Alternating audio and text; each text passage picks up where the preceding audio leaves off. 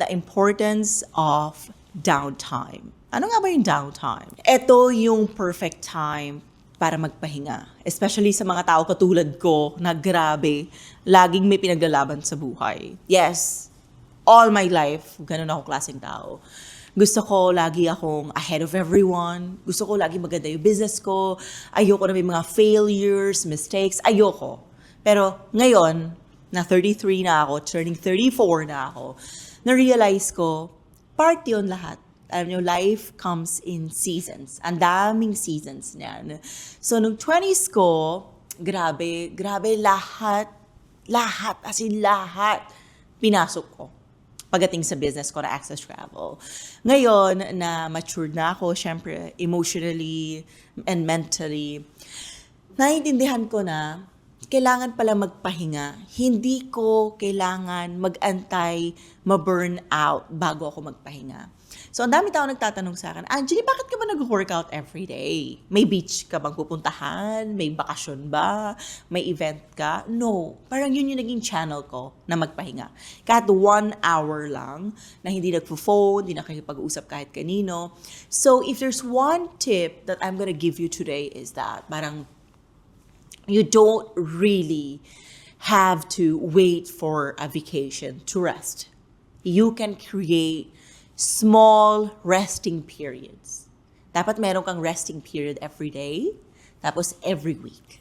Yung every day, pwede ka maghanap ng resting time na tumatakbo ka, na wala yung phone mo, or walang internet, naka-headset ka lang, naglalakad ka lang, or nagtumatakbo ka lang, that's it. That's the secret of life. Hindi pala yung life is about parang big moments, major changes. It starts pala every day. Small, tiny. So, pag nag-rest ka every day for an hour, hindi kasama yung tulog dun ha. I'm talking about just resting your mind, just yung brain mo, emotion mo, i-rest mo. Tapos weekly, one day, mag-off ka. Natutunan ko yung lahat sa Spain. I will talk a lot about Spain because Spain changed my life. So going back, bago ko lumipat ng Spain, galing ako sa pandemic eh. Diba? Di ako marunong paano magpahinga. Kasi 2019, prime ko yon, peak yon ng business ko na Access Travel. Bigla nawala overnight. Tapos paggising ko, wala na akong access, wala na akong identity, wala na ako kahit ano, di na ako nag-travel, wala na.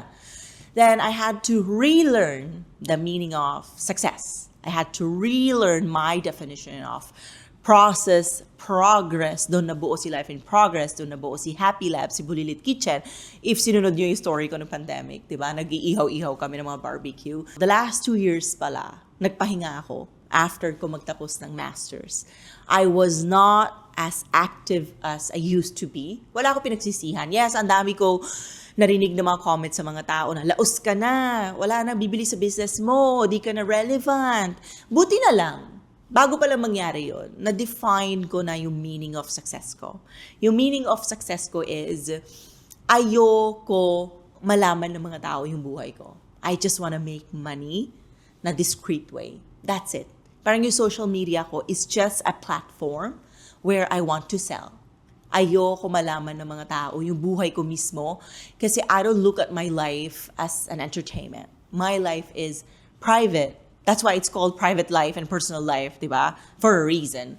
So yung downtime ko na last 2 years, ginamit ko yon to build myself. I went to therapy, di ba? Every week ako nagpapa-therapy and it was one of the hardest things I've done in my life because my therapist really went way back na buhay pa yung dad ko. Parang kinalkal niya yung utak ko, yung emotions ko, bakit ako ganito mag-react, ano yung mga triggers ko. So that's one thing I'm very proud of na I was able to do that nung downtime ko. So naging more intelligent ako mentally and emotionally. Tapos meron ako pinapakinggan na isang scientist and doctor din siya. Sabi niya, if there's one thing we should be teaching our kids is how to be mentally strong. Ano nga ba ibig sabihin nun? Ibig sabihin nun is hindi ka takot mag-no, hindi ka takot mag-sorry, hindi ka takot magsabi I made a mistake because you are strong here. naturuan ka simula bata ka na hindi ka maging people pleaser. Kasi feeling ko, nakakabulok ng utak yung pagiging people pleaser. Kasi parang purong ibang tao yung inaatupag mo, yung sarili mo, parang wala ka ng capacity mag-isip ng maayos for yourself. So yun daw yung isang skill na dapat ituro natin sa mga anak natin. Though wala pa akong anak, so it's one of the best skills na kaya din natin matutunan. So isa yon sa mga really hinasa ko talaga yung skill na yon. Just 2 years na nag-downtime ako. So feeling ko, isa pang gusto ko i-highlight is, pag nag-downtime ka, hindi big sabihin, di ka na mag-work, wala ka nang gagawin, nagbabakasyon ka na lang, nagpapahinga ka na lang, or sa bahay ka lang.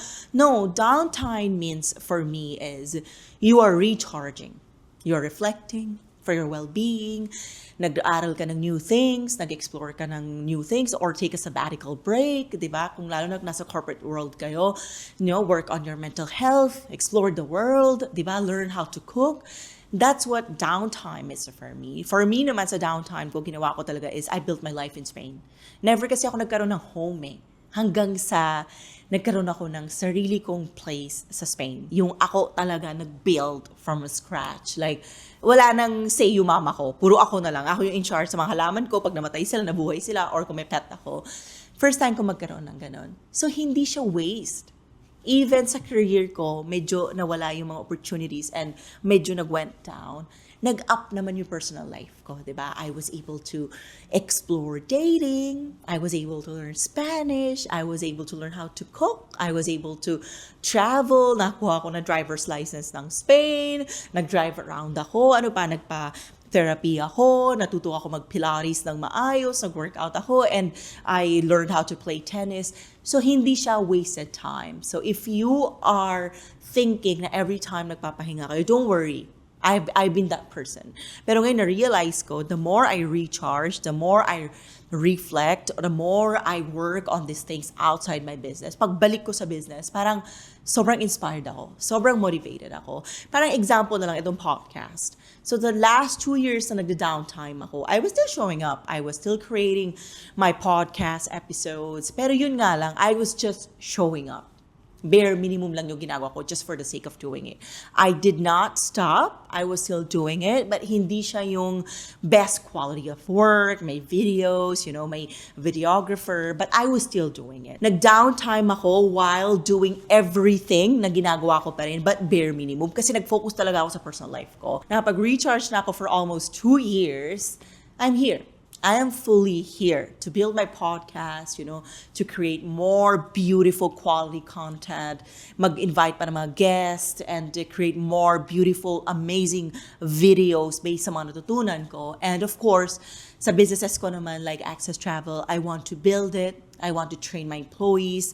I want to work on our customer retention, meet more clients, get more clients. So ngayon, after 2 years ko mag-recharge. Ready na ako with everything. But it doesn't mean naman pababayaan ko na yung personal life ko. I still go out on dates. I still talk to men. I still cook. I still take care of my plants. So what I'm trying to say is, as we mature in life, very important na matutunan natin na hindi lang work yung life natin. Diba? We must create new things outside our work. Actually, speaking of that, meron ako nakitang isang comment. Guy to ha, pag guy yung nagko-comment, natatouch talaga ako, natatandaan ko talaga. Sabi niya, ang boring naman ng life kung nagtatrabaho ka lang. Ang dami pa pwedeng gawin. Coming from a man ha. Sobrang natouch ako doon. Kasi usually, di ba, yung mga men, hindi sila masyado nag-share ng mga what's inside them. Di ba? Usually tayo mga women, we're very vocal about things. So, yun, feeling ko, yun yung dapat natin matutunan. Lalo na ngayon, 2025 na, di ba? Hindi na badge of honor and success yung overworked, exhausted, burnout. Though dati, kala ko, yun yung maganda. Hindi na siya ganun ngayon. So, if you are planning to take a break, please know that it is okay. As someone who creates the best travel experiences, I've stayed in some of the world's finest hotels. The amenities, the service, the views, they all add to the experience. But one thing that truly elevates every hotel stay, a great night's sleep on a silly mattress. That's why I always take note of the mattress. And more often than that, it's Silly, the choice of 5-star hotels worldwide. In the Philippines, top hotels like Okada, Raffles, Fairmont, Swiss Hotel, and even Marina Bay Sands trust Silly for its unmatched comfort and support. The best part, you don't have to check into a luxury hotel to enjoy that 5-star sleep experience. You can have it every night. Silly mattresses are available right here in the Philippines with showrooms in Power Plant, Greenbelt, Shangri-La, and more. So whether you're traveling or coming home, you can always rest in luxury. It is okay for you to take a break and bumalik kayo whenever you're ready. But of course, we need to be very mindful. It is a privilege to take downtime. Kasi you need to be financially stable. That's my reminder to everyone all the time. I am speaking from my own privilege, and I created that privilege na kaya ko mag-downtime even up to 5 years kasi pinaghandaan ko na yan. I've been working since I was 15. So we can create a new life, but we always need to remember that we need finances for that. And in life, kailangan natin magtiis bago natin marating yung mga ganong things. Kailangan natin magtiis, kailangan natin magtrabaho, kailangan natin makisama, minsan kailangan natin mag-people please, kasama yan. That's why life comes in seasons. Wala na ako sa season na yun. Nasa different season na ako. So if you are watching this, wala pa kayo sa season na to, please don't take this advice or advice as tips of mine na matitrigger kayo or parang may inggit kayo, may insecure kayo. Please know that your time will come. It's just tapos na ako. Diba? You are just seeing this video now. Tapos na ako sa mga yan. Yung nahirapan ako, umiyak ako sa car, may kotse ako, wala ako pang gas. Take your time. Enjoy the process. If you wanna cry, cry. If your journey is sad, damdamin nyo maigi because emotions are dapat nararamdaman, diba? So I think that's all for today's episode. Thank you so much for watching. Please don't forget to follow our socials, Life in Progress Pod on TikTok, Life in Progress page on Instagram, and you can watch this episode on my YouTube channel, Angeli Dub. Bye guys, adios.